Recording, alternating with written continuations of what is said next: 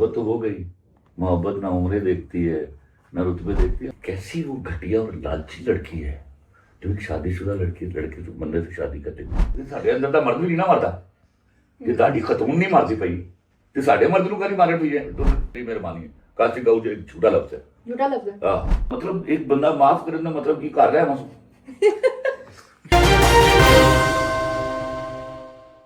Sir आपने कई दफा कहा कि पाकिस्तान की औरत महफूज है, क्या आपको लगता है कि जो हमारे जमीनी हकायक हैं उसके अकॉर्डिंगली वो बिल्कुल महफूज है? कौन से जमीन पर? वो आपको याद नहीं है वो? अच्छा तुम औरत ही हो ना? आपको कोई शक है? 4 मर्दों के साथ तुम फिर रही हो जी। अभी पूरा सफर करके आई हो, मेरे घर में आई हो, अकेली आई हो, बिल्कुल महफूज हो। लेकिन सर ये इनसिक्योर माहौल है। तुम्हें रास्ते में कौन सी इनसिक्योरिटी मिली? सर आपको नहीं लगता वो मोटरवे वाला वाकया हुआ था एक खातून के साथ जहां वो रात के अच्छा तो देखो एक बात मैं तुम्हें बताऊं, 25 करोड़ की आबादी में हादसे होते हैं ना, बेशक, तो ये हादसे भी होते हैं। 5,000 भेड़िया मरते हैं तो 5,000 भेड़िया औरतें भी मौजूद हैं। बिल्कुल। तो ये हादसे होते हैं दुनिया में, तो हादसे तो रियासत मदीना में भी होते थे। लेकिन अदालतें किस लिए बनती थी?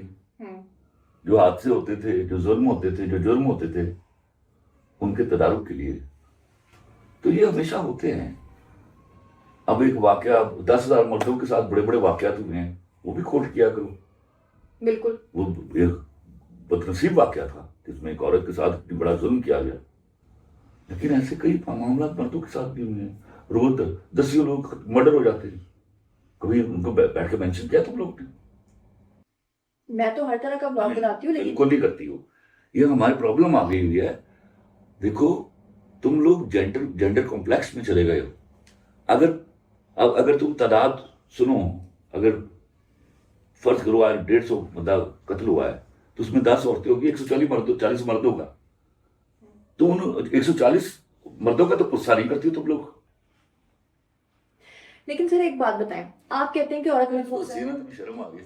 नहीं सर, मैं तो यकीन करें आपको देख के हमेशा मुस्कुराती रहती हूँ, मुझे आप पे गुस्सा ही नहीं आता, ना मेरा आपसे बहस करने को दिल करता। और ये जो क्वेश्चंस मैं कर रही हूँ ये मेरे क्वेश्चंस नहीं है, मैं आपको जाती तौर पे जानती हूँ। ये क्वेश्चंस तो आपके नाकिदीन के हैं, वो जानना चाहते हैं, ऑडियंस जानना चाहते हैं।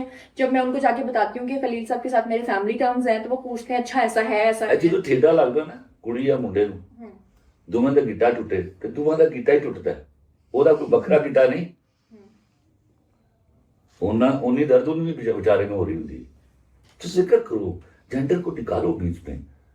और खुद तुम लोग चाहते हो कि जेंडर को निकालो तो अचानक तुम औरत बन जाएंगे, अचानक तो इनसिक्योरिटी या मर्द इनसिक्योर नहीं है। हम जाए कराची में चले जाओ, आज भी लाहौर में भी बड़ा सा मोबाइल छीने जाते रहे हैं, यहाँ लड़ाइयां हो जाती है रास्ते में, इनसिक्योरिटी तो है जी। अब ये नहीं होता कि आप सड़क पर जा रहे हो, किसी ने फड़ लिया, चल लो मेरे नाल, ये कहाँ देखा तुमने? बिल्कुल। इनसिक्योरिटी इसको बोलते हैं। अब एक हराम ज्यादा कोई भेड़िया आदमी है या कोई भेड़िया औरत है, उसने कोई जुर्म कर दिया है तो उनसे दोनों जेंडर्स को कोई सिक्योरिटी नहीं है, जुर्म होते हैं। वो मैं ना अभी वक्फे में थी तो दिल का पंछी बोले कुकू कुकू, वो गाना मुझे याद आ रहा था। बहुत साल पहले इंडिया ने एक फिल्म बनाई थी जिसमें अनिल कपूर थे और करिश्मा कपूर, और वो स्टूडेंट टीचर का एक रिश्ता दिखाया गया था। लेकिन एंड तक करिश्मा कपूर कोशिश करती है कि उसकी शादी हो जाए, नहीं होती, और अनिल कपूर जो है वो किसी अनाथ आश्रम की लड़की से शादी कर लेते हैं। लेकिन आपके नाकिदीन ये कहते हैं कि आपने मंटो के अंदर जो है वो स्टूडेंट टीचर का इश्क करवा दिया। हालांकि मुझे पता है आम लाइफ में ही हो रहा है, लेकिन आप इसको किस नजर से देखते हैं? किस वजह से देखते? आपने तो लिखा है, लेकिन लोग तो इस पर तनकीद कर रहे हैं कि लोगों को क्या सबक मिलेगा। काम कर लो देखो एक बात बड़े गौर से, तुमने देखा सीरियल पूरा? देखा? पूरा नहीं देखा, लेकिन जितनी कोई कंट्रोवर्सी एक लम्हा नहीं आया जब मैंने, पीछे राइटर था ना उसके, मोहब्बत तो हो गई, मोहब्बत ना उम्रें देखती है ना रुतबे देखती है, हमने देखना होता है जिससे मोहब्बत हो रही है, नाम है मेरा। अब उस शख्स ने कभी इस बात को सपोर्ट नहीं किया, वो डरता रहा आखिर दम तक। तो ये राइटर बैक कर रहा था उसको कि देखो ये मैं इसका प्रीच नहीं कर रहा, लेकिन मोहब्बत हो जाती है, और मोहब्बत किसी से भी हो सकती है। ठीक है। और याद तो ये 100 वाकये नहीं हुए, यहाँ गिनत वाला मेरा हीरो तो अनमैरिड था ना, यहाँ लड़कियों ने मैरिड प्रोफेसर के साथ शादी की है, अनगिनत मिसालें इसकी। तो क्या ये सही है? ऑफ कोर्स नहीं सही है। कम से कम ये नहीं होना चाहिए कि आप मैरिड शख्स के साथ शादी कर लें। सर एक मैरिड शख्स जो होता है, लेकिन उसके बाद उसकी भी शरई कदर नहीं है तो क्या कर सकते हैं आप, उस पर बोल नहीं सकते आप। आपने थोड़ी देर पहले मुझे कहा था तुम लड़की हो ना, तो मैं भी आपसे पूछ रहा हूँ आप भी मर्द है ना, तो इस लिहाज से मुझे बताएं कि मर्दों की ऐसी क्या साइकी होती है कि एक शख्स जो शादीशुदा जिंदगी में होता है, बीवी भी होती है, बच्चे भी होते हैं, फिर उसको ऐसा क्या महसूस होता है कि उसकी जिंदगी में क्या कमी होती है कि वो दूसरी औरत को अपनी जिंदगी में एंटर होने देता है या शादी कर लेता है इतना दूसरी। तुमने खूबसूरत सवाल किया, अब मुझे जरा इस सवाल का जवाब दो कि कैसी वो घटिया और लालची लड़की है जो एक शादीशुदा लड़के से बंदे से शादी कर लेती है, उनकी आखिर आएगी। बिल्कुल आप सही कह रहे हैं। तो एक बात याद रखो, माशरा औरत के इनकार से चलता है, मर्द में तो इनकार करने की हिम्मत ही नहीं है औरत। वाह वाह वाह, कमाल कर दिया वाकई, इसीलिए तो कहते हैं ना फिर औरत ही औरत का घर खराब करती है। मुझे मुझे मैं कई दफा सुना चुका, मैं बैठा हुआ था, अल्लाह जिंदगी दे, हम टीवी पर सुल्ताना के साथ, तो मुझे कहते खलील तुम मर्दों के खिलाफ क्यों नहीं लिखता? मैंने कहा मर्दों के खिलाफ क्या लिखो बताइए। मैं मर्द को, पंजाबी में कोटेशन है कि मर्द सराने का साफ होता है, मैं उसको मिनोअन मानता हूँ। अब उसके बाद गाली चढ़ी बाकी रहेगी। अच्छा वैसे आप करते क्या है मर्द? वो एक्स्ट्रा मैरिटल अफेयर कर लेते हैं, दूसरी शादी कर लेते हैं। मैं कहा दूसरी नहीं, तीसरी चौथी वो भी कर लेते हैं।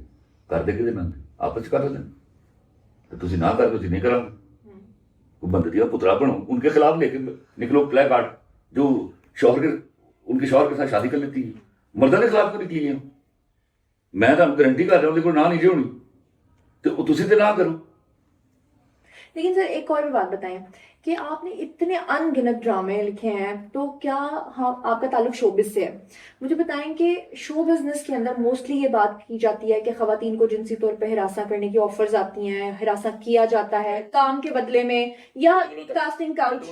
मेरी मेहरबानी है, कास्टिंग काउच एक झूठा लफ्ज है। झूठा लफ्ज है? हाँ, बढ़िया करो, फैसला करके निकल दिया सर आप मुझे ना ये ना समझाओ। देखो एक बात अपने अंदर से एक चीज निकालो,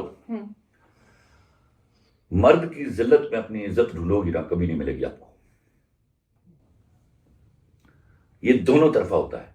कोई कर सकता है तुम्हें कुछ तुम्हारी मर्जी के बगैर? नहीं, खुदा के वास्ते।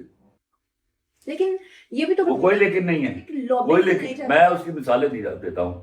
मुझे एक लड़की ने कहा, मैं मजबूर थी, मैंने कहा एक मिनट मैं तुम्हें बताता हूँ। आज से 30 साल पहले ना, यहाँ जब नए घर बनते थे ना, तो रोड़ी कूटती थी औरतें, चंडियां पड़ी होती थी उनके हाथों में, बिल्कुल, और बच्चे उन्होंने रस्सी बांध के ना टहनियों में पालना उसका बनाया होता था, साथ साथ उसको हिलाती थी। ऐसे ही है। तो वो मजबूर नहीं थी।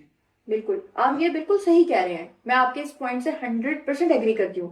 लेकिन ये भी तो बताया ना कि एक अच्छे घर की लड़की अगर जाती है काम करने के लिए और आगे डायरेक्टर या प्रोड्यूसर उसको गलत ऑफर करते हैं, एक बात मैं तुम्हें बता रहा हूं, वो क्या करेगी?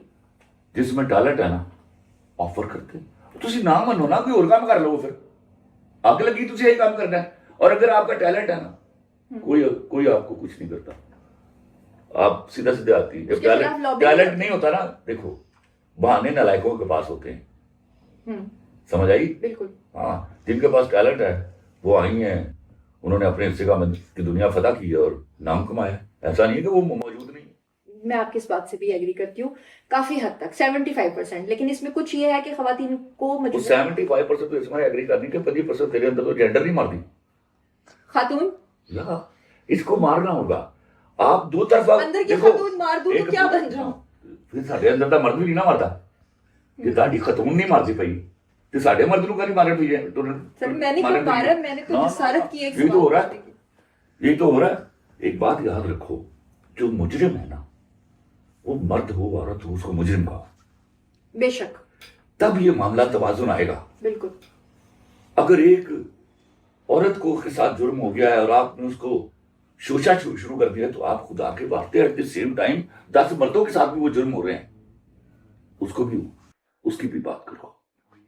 बेशक, बिल्कुल ठीक कहा। अच्छा सर, आपका जो पहला सीरियल था जो आपने लिखा वो नुमान इजाज के साथ था, लेकिन बाद में एक दूसरे को बहुत बुरा भला कहा गया दोनों तरफ से। दूसरी तरफ जो जुगनू मोहसिन की बेटी है मीरा सेठी, उन्होंने कहा कि जी मुझे एक सीरियल की ऑफर हुई थी और मैंने सिर्फ इसलिए नहीं किया क्योंकि उसको खलील रहमान का क्या है, उसको तो मैं जिक्र ही नहीं करता जिसका तुमने पहले नाम लिया है। मीरा, हमारे जहाज का। आगे चलो। मीरा सेठी का ये है, अगर किसी ने उसको ऑफर किया था तो मैं कलमा पढ़ के कहता हूं उसको बता दीजिए कि मेरे सीरियल में मेरी मर्जी के बगैर कास्ट नहीं हो सकती थी। ठीक है, और आप उन्हें कास्ट नहीं करना चाहते? मैं ये जुमला नहीं कहना चाहता, ये बेवकूफ़ाना उनका, मैं उनका एहतराम करता हूँ, उन्होंने एक बेवकूफ़ाना जुमला कहा ही, उसका नतीजा ये हुआ कि कल मैं कभी भी काम नहीं कर पाऊंगा। जब उनको ये अंदाजा होगा कि उन्होंने जो मेरे बारे में परसेप्शन बनाया वो गलत है, तब भी मैं काम नहीं कर पाऊंगा। सर ये जो फेमिनिस्ट क्लब है ना पूरा, ये आपके खिलाफ है, उसके बावजूद भी माशाल्लाह से आप काम करते चले जा रहे हैं। हालांकि जब ऐसे किसी शख्स का बाइकआउट किया जाता है, फिर इतनी सारी खवातीन के साथ कंट्रोवर्सी, आपने मायरा खान का भी नाम ले लिया था, सबा कमर का भी लिया था, रेशम का भी। देखो, रेशम का कदम मेरा आज तक तेरे सामने नाम नहीं लगा, तो ना ही लेना मैं। अच्छा, मैंने उसके साथ काम ही नहीं किया उसको भी। अच्छे तो आर्टिस्ट। मेरे भाई वो हो गई अच्छी आर्टिस्ट, मैं सिर्फ उनका जिक्र करता हूं जिनके साथ मैंने काम किया है। आप भी उनका जिक्र करो कि उनमें से किसी से बात की है। उन किसी आपके खिलाफ तो बात करने की किसी की भी जरूरत नहीं। ये बात जरूरत की नहीं की ना, जिनके साथ जिनके साथ मैंने काम नहीं किया उनकी हिम्मत आई है, उनके पास जरूरत थी। अब तय ये करना होगा कि वो फेमिनिज्म था या वो दुख था कि मैंने काम नहीं किया उनके साथ। पहले ये तो समझो। तो फिर तो जिन्हों मैं कहूँगा जितना काम कर रहा हूँ दीदी बोलेगी। अच्छा, अक्सर खवातीन एक्टर्स के साथ आपकी कोई ऐसी गर्मा गर्मी हो जाती है, लेकिन अच्छी बात यह कि कौन सी करता है? माहिरा खान, उर्वा। माहिरा खान से मेरा इतना एहतराम का रिश्ता है। उस वक्त भी जब मैं गुस्से में बोला, जब उन्होंने ट्वीट किया, अभी रिसेंटली उन्होंने इस बात का अहमद अली भट्ट के शो में कहा कि मुझसे वो गलती हुई, बस मेरे बात खत्म। मैं तब भी उसका एहतराम करता था, आज भी करता हूँ। मुझे उससे कोई गिलाफ नहीं। तो रेशम को भी माफ कर दें फिर। तो माफ मतलब एक बंदा माफ करना मतलब की कर रहा है ले आए सर, चाय पीते हैं बैठ के। कभी ऐसा मौका हुआ मैं पी लूंगा उसके साथ। मुझे कोई ये ऑन एयर कहा है सर ने, बहुत बड़ी बात है। जब हम रेशम का इंटरव्यू करेंगे तो उनको ये क्लिप दिखाएंगे और उन्हें कहेंगे कि पुरानी रंजिशों को खत्म करें। अरे भाई एक बात सुनो, मेरे घर में कोई आ जाएगा ना, चल के मैं उसको चाय पिलाऊंगा बेशक। टीज फैंटास्टिक ये भी कहेंगे। आइए वो कह के जाएगा ना। ऑब्वियसली वो आपको कह के जाएगा। मैं तो उसका एस्टैब्लिशमेंट हूँ। एस्टैब्लिशमेंट आप वो दर्जा मुझे लगता है कि रखते भी हैं माशाल्लाह से। देखें ना जिस तरह से आपका होल्ड है, और फिर आप किसी को कुछ भी कह दें, सब आपसे इतनी मोहब्बत करते हैं। मैं उनसे मोहब्बत करता हूँ, फौज से मेरा पुराना इश्क है। मुझे अपने किसी लोग, देखो मेरे यहाँ वो तजाद नहीं है ना कि मैं पीटीआई से पसंद करता हूँ तो मुझे नून लीग से नफरत है। मुझे मेरे यार है नून लीग की। हमारा पीपल्स पार्टी वाले, मैं अरसा तक बेनजीर, अल्लाह उन्हें गुरी करामत करे, उनकी शहादत से पहले तक मैं पीपल पीपीआर रहा हूँ।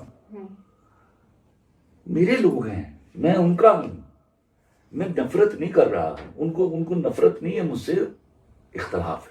अब नाज़रीन आपके सामने इन्होंने कहा है कि मुझे दो बातें इन्होंने की हैं। एक इन्होंने कहा है कि इनको एस्टैब्लिशमेंट से इश्क है, दूसरी एस्टैब्लिशमेंट फौज से ठीक है, फौज से इनको इश्क है, और दूसरा इन्होंने मुझे कहा है कि अपने अंदर की खातून निकालो। तो मेरे अंदर आ गया सुहेल बड़ाइच की रूह। अब मैं उनके स्टाइल में ना इनसे एक सवाल पूछना चाहती हूँ। हमारे बनने वाले मर्द ते डाना पाया तो सुहेल बड़ाइच पा लिया। तो सुहेल बड़ाइच मर्द नहीं है।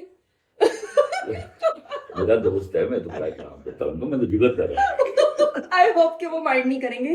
वो भी बड़े मेरा बड़ा यार, वो बड़े प्यारे हैं। वो देख भी रहे होंगे क्लिप जो है ना, स्पेशली उनको भेजा जाएगा। तो सुहेल बड़ाइच साहब आप